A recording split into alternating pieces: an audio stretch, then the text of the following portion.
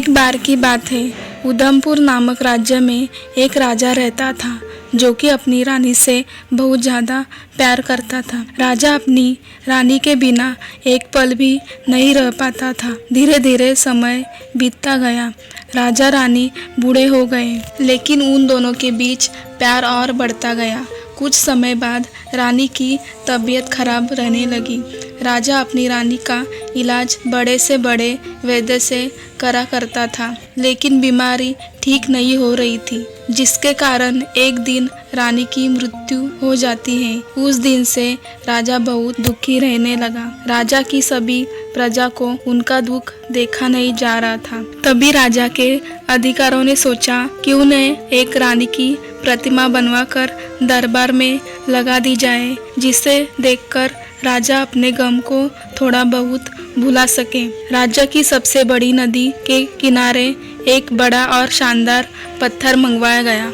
उनके साथ ही पूरे राज्य में यह घोषणा कर दी गई कि इस पत्थर से रानी की प्रतिमा जो भी बनाएगा उसे 100 स्वर्ण मुद्राएं दी जाएगी।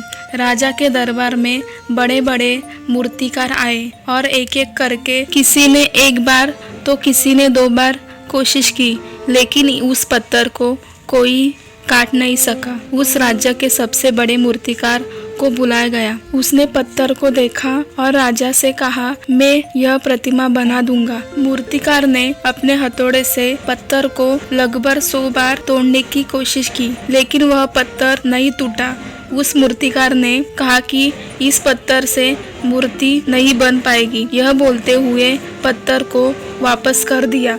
राज्य के सभी लोग निराश हो गए, क्योंकि वह राज्य का सबसे बड़ा मूर्तिकार था। सभी सोचने लगे कि इस मूर्तिकार से यह मूर्ति नहीं बन पाई तो कोई और नहीं बना सकता। तभी वहां पर बैठा एक छोटा मूर्तिकार राजा के सामने आया और उसने राजा से कहा, महाराज, एक प्रयास मैं भी करना चाहता हूँ, अगर आपकी इजाज़त हो तो। राजा ने सोचा कि चलो इसको भी एक मौका दे देते हैं।